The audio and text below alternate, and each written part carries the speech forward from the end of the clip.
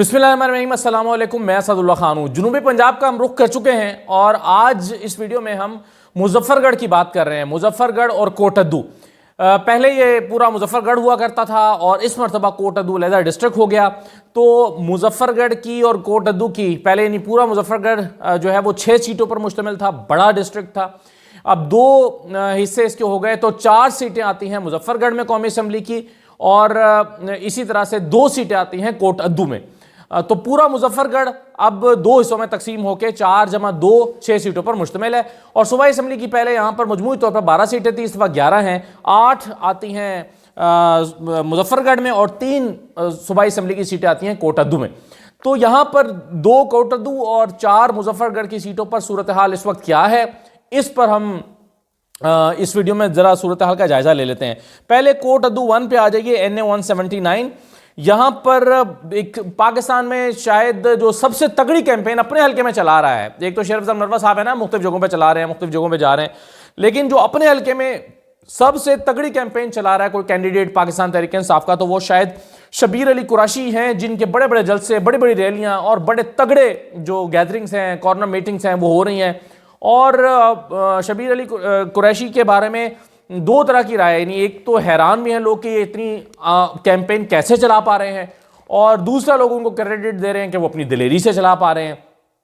तो तीसरा लोग कुछ शक का भी इजहार कर रहे हैं कि इनको गिरफ्तार किया गया था, ये पकड़े गए थे, उसके बाद छूट गए, छूटने के बाद ये कैंपेन करा रहे हैं। तो आखिर ये कोई कमिटमेंट करके तो फेवर नहीं ले रहे। ये इस तरह के मामलात भी शबीर कुरैशी पे चल रहे हैं। यानी इतनी अच्छी कैंपेन कर रहे हैं कि लोग शक का इजहार कर रहे हैं कि ये कैसे इतनी अच्छी कैंपेन कर पा रहे हैं। लेकिन बहरहाल शबीर अली कुरैशी की जो कैंपेन है वो बहुत तगड़ी जा रही है 179 में। और ये इनके कागजात पहले मुस्तरद हो गए थे, फिर उन्होंने ट्रिब्यूनल के पास गए, ये हाई कोर्ट गए तो इनको हाई कोर्ट से गिरफ्तार कर लिया गया, फिर ये छूट गए और छूटने के बाद अब अपनी कैंपेन कर रहे हैं। दूसरी तरफ इनका मुकाबला जो है वो मलिक गुलाम कासिम हंजरा से है। ये सुल्तान महमूद हंजरा के भांजे हैं जो साबिक MNA हैं। साबिक MNA सुल्तान महमूद हंजरा जो है वो जो कि 2013 में MNA बने थे, और उनके ये जो है वो उनका ये भांजा है, इनकी अपनी कोई औलाद नहीं है। तो सुल्तान महमूद हंजरा की तो ये अपने भांजे मलिक गुलाम कासिम हंजरा को यहाँ से लड़ा रहे हैं। इनका भाई जो है अहमद यार हंजरा भी नीचे से इलेक्शन लड़ रहे हैं MP से। अच्छा, तो ये एक मुकाबला यहाँ पर है। लेकिन बहरहाल अगर आप पिछली मरतबा की तरफ का देखें यहाँ से, जो कि मुजफ्फरगढ़ NA 81 था उस वक्त, वहाँ से देखें तो पिछली मरतबा भी मोहम्मद शबीर कुरैशी जीत गए थे, आज़ाद उम्मीदवार के तौर पर जीते थे और फिर PTI में आ गए थे। ये उन चंद लोगों में से, इक्का दुक्का लोगों में से जो आज़ाद जीते, PTI में आए और फिर खड़े रहे, जिनमें से सनाउल्लाह मस्ती खेल भी हैं, वो भी आज़ाद जीते थे, PTI में आ गए और फिर PTI के साथ खड़े रहे। हालांकि जो आज़ाद जीत के आता है वो दोबारा आज़ाद हो सकता है, वो सोचता है कि मैं पहले भी आज़ाद जीता था, दोबारा आज़ाद में चला जाऊंगा, लेकिन ये PTI के साथ जुड़े रहे, खड़े रहे। और आज भी इमरान खान का नारा लगाकर इमरान खान का के हक में दबंग तकरीरें, बड़ी ताकतवर तकरीरें जो है वो अपने हल्के में कर रहे हैं इस वक्त भी शबीर कुरैशी। और ये पिछली मरतबा जीते थे 64,000 वोट लेकर शबीर कुरैशी, और सुल्तान महमूद हंजरा जो हैं ये उन्होंने 54,000 वोट लिए थे। तो कोई 10,000 वोटों के फ़र्क से शबीर कुरैशी ने ये सीट निकाली थी। मलिक गुलाम मुस्तफ़ा खर भी यहाँ से इलेक्शन लड़े थे, उन्होंने 48,858 वोट लिए थे। तो इन दोनों का मुकाबला यहाँ पर हो रहा है और शबीर कुरैशी मेरे ख्याल में ये सीट आसानी से जीत जाएंगे जिस तरह से इस माहौल बना हुआ है। लेकिन कोटद्दू की अगर आप दूसरी सीट पर आएँ, जो कि NA 180 बनती है कोटद्दू, यहाँ से जो मुकाबला है वो 3 ताकतवर उम्मीदवारों का। अच्छा, एक बात मैं आपको और बता दूं कि मुजफ्फरगढ़ वो है जहाँ से वो डिस्ट्रिक्ट है जहाँ से पाकिस्तान पीपल्स पार्टी ने 3 सीटें जीती थी। यानी पूरे पंजाब में पाकिस्तान पीपल्स पार्टी की 2018 के इलेक्शन में कुल 6 सीटें थी, उन 6 में से 3 मुजफ्फरगढ़ से जीती थी। इसका मतलब है कि मुजफ्फरगढ़ में पीपल्स पार्टी के तगड़े उम्मीदवार मौजूद हैं और वही तगड़े उम्मीदवार जो पिछली मरतबा थे वही तकरीबन इस मरतबा भी लड़ रहे हैं।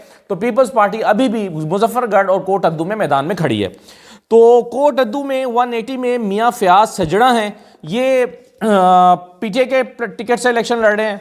अब्दुल खालिक खर नून लीग के टिकट से इलेक्शन लड़ रहे हैं और रज़ा रब्बानी खर जो हैं ये पीपल्स पार्टी के इलेक्शन के टिकट से इलेक्शन लड़ रहे हैं। रज़ा रब्बानी खर जो हैं ये हिना रब्बानी खर के सगे भाई हैं।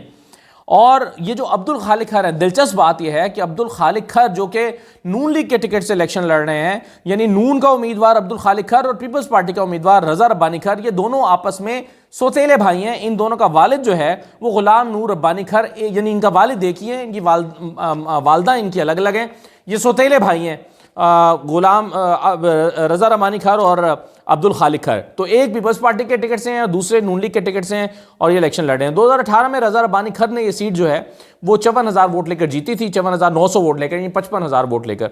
और फ़याज़ हुसैन यहाँ से आज़ाद उम्मीदवार के तौर पर थे, और तीसरे नंबर पर मलिक मोहम्मद रफ़ीक खैर थे जो कि पीटीआई के टिकट पर थे। तो इस मरतबा जो है वो ये अब्दुल खालिक खैर और रजा रब्बानी खैर, ये दोनों, मैं आपको ये भी बता दूं, ये गुलाम मुस्तफ़ा खैर के भतीजे भी हैं, गुलाम मुस्तफ़ा खैर के भतीजे हैं और गुलाम नूर रब्बानी खैर के ये बेटे हैं, और दोनों आपस में सौतेले भाई हैं और आपस में एक दूसरे के खिलाफ इलेक्शन लड़ रहे हैं। फ़याज़ शजरा पीटीआई के अच्छे उम्मीदवार तो हैं, लेकिन इनका मसला ये है कि ये इस वक्त बिल्कुल कैंपेन नहीं कर पा रहे, इनको कैंपेन करने ही नहीं दी जा रही। जहाँ से निकलते हैं वहाँ से इनका रास्ता रोका जाता है, गिरफ्तारी का डर से ये रूपोशी रहते हैं, इनके कारकुनान उठाए जाते हैं। तो इस तरह के इनके ऊपर दबाव, इनका बेटा भी गिरफ्तार हो चुका है। तो फ़याज़ शजरा जो हैं वो हैं तो अच्छे ताकतवर उम्मीदवार, लेकिन कैंपेन नहीं कर पा रहे, अभी तक हल्के में उतर नहीं पा रहे। शबीर कुरैशी जैसे कि उतर पाए हैं और ये नहीं उतर पा रहे। तो रजा रब्बानी खैर, बहरहाल यहाँ पर मैं समझता हूँ कि मुकाबला फ़याज़ शजरा और रजा रब्बानी खैर के दरमियान है, यानी पीपल्स पार्टी और पीटीआई के दरमियान मुकाबला है। नून लीग यहाँ से हमें कमज़ोर दिखाई दे रही है, अब्दुल खालिक खैर यहाँ से कमज़ोर दिखाई दे रहे हैं। अब आप आ जाइए ज़रा, ये तो दोनों कोटद्दू की सीटें हो गई, और कोटद्दू की सीट के बाद मुजफ्फरगढ़ का रुख करते हैं। तो मुजफ्फरगढ़ में जमशेद दस्ती साहब हैं।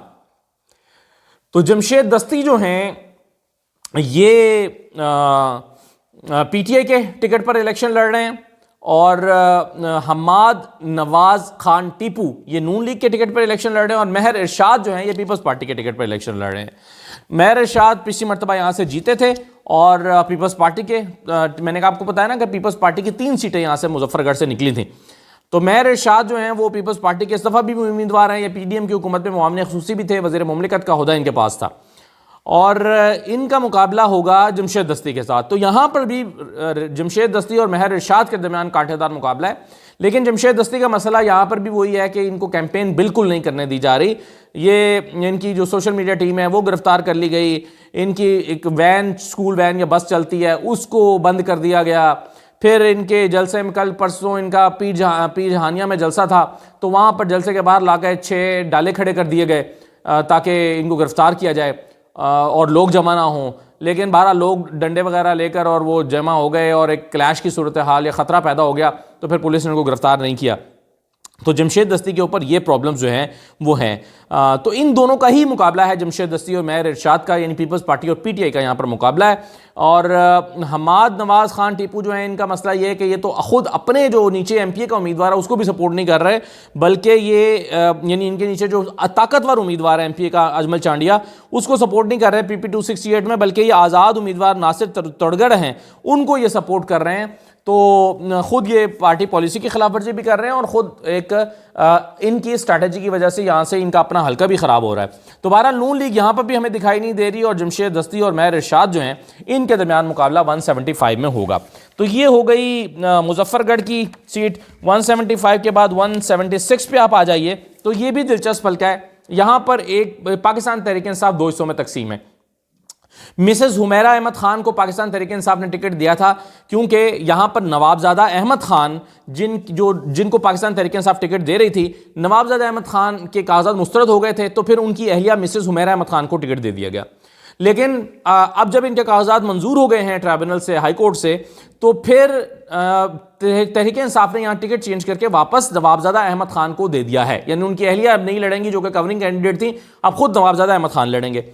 अच्छा, दूसरा यहाँ पर ताकतवर उम्मीदवार सैयद बासित सुल्तान बुखारी है, बासित बुखारी, जो कि मुनरिफ हो गए थे पिछली मरतबा, आप जानते हैं पीटीआई में आए, और बासित बुखारी और फिर जो है वो ये इनका पिछली मरतबा दूसरा हल्का था, दूसरे हल्के से इस मरतबा ये यहाँ से आकर लड़ रहे हैं, पिछली मरतबा ये दूसरे हल्के से लड़े थे।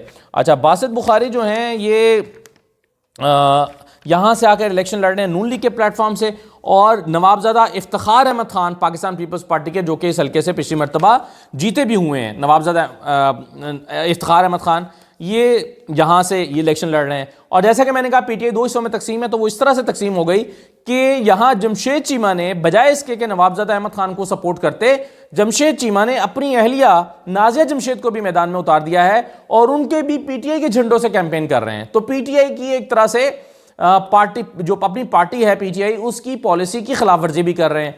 यानी पीटीआई ने यहां पर टिकट दिया हुआ है नवाबजादा अहमद खान को, लेकिन जमशेद दस्ती अपनी अहलिया नाजिया जमशेद को उतार के पीटीआई के झंडे के साथ कैंपेन कर रहे हैं।